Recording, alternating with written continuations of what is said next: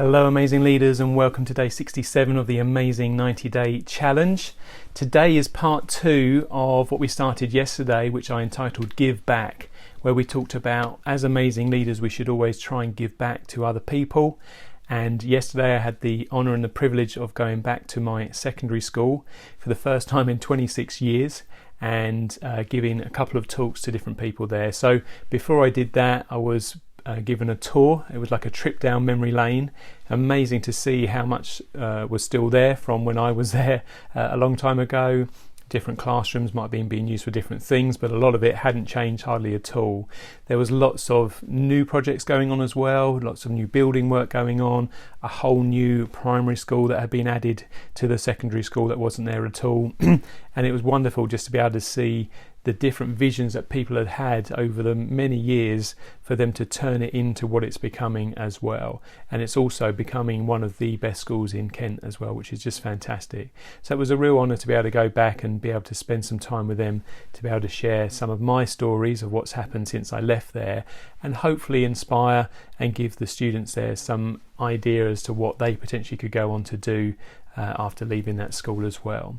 So my first talk was to a group of year 12s. It's their, they called it their Futures Week. So they would normally be out on work experience placements, but because of the times that we're in, it's very hard for everybody to get a work experience placements, with lots of people working remotely and shops sort of shut and things like that as well. So those that couldn't were doing different jobs either around the school.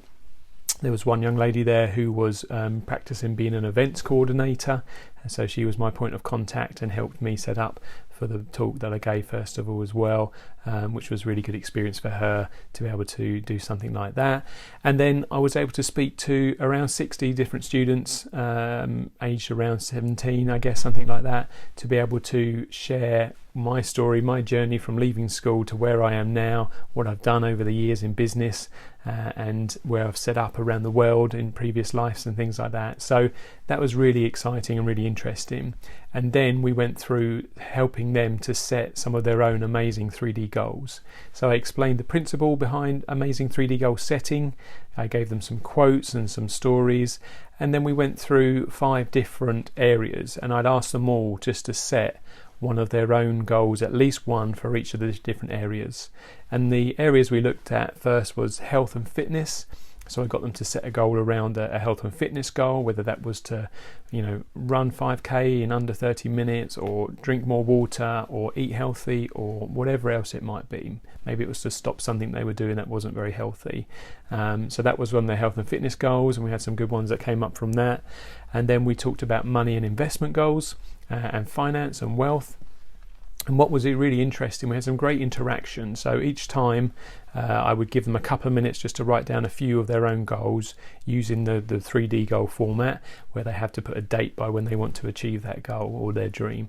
And they had what they called shoulder partners. So the person sitting next to them was their partner, and they would feedback for their self and their partner. So we used that situation there to be able to get some feedback and interaction from the different students as well, which was really good. So I really enjoyed that. And what I found fascinating is the old phrase of birds of a feather flock together, that people are very similar. And a lot of the time, if one person had put one goal and I'd ask what was their shoulder partner's feedback, it would be, oh, they put the same. And it's just interesting that people sort of sit together, even from a young age, with other people that they like, that they know, that they trust, that they want to be around and be with as well. And they have very similar goals, whether it was potentially a small goal or a large goal. They all had similar types of goals as well. So it's a good reminder of the Jim Rohn quote that we're the average of the 5 people we spend the most time with. And I encourage them to think about that as well. So that was really great. We went through some other goal setting as well. And we ended up on learning and reading goals.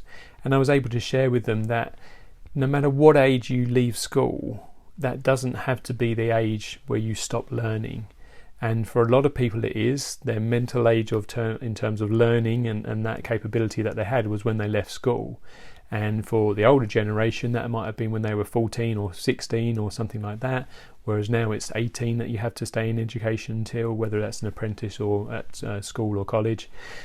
So whenever you leave education, I encourage them to keep learning, keep reading, keep doing something. So some people put some great goals around, reading a book a month or doing a course on something that they were looking into. I even got the teachers involved, which was fun, and I asked them to set their own goals as well. And some of them were to set goals around, being able to teach A-level in a certain topic that they were trying to teach, or speak fluent French if that was one of their goals, and things like that. So really interesting goals came up from both sides. I think it was interesting as well for the students to hear some of the teachers' goals, and I gave them all an option as well, is if they wanted to write a goal down but didn't want to share it with everybody else, they could use a special code. And the special code is whatever you want it to be, but it could be something like, I want to stop square, star, triangle by a certain date. Now I don't know what that means, but you will, because it's your code that you've come up with. And a few of them use that as well, just to be able to set some goals for themselves. And I hope that was sort of kind of deeper meaningful for them, to be able to put it into a code for them to remember. So once I'd done that, I then went to a different area. Actually went back into an old classroom, one that I was taught in. Remember walking into there, and I gave a talk, the same kind of talk to the year 10s. Now this was more challenging. Amazing what a couple of years difference makes, a couple of years younger. So these are sort of 14, 15-year-olds, and very hard to control. I was very grateful for the teachers being around to be able to help get the class back to attention when we needed it from time to time. But again, some great interaction from them, some really interesting topics and thoughts that they came up with, and some goals that they set.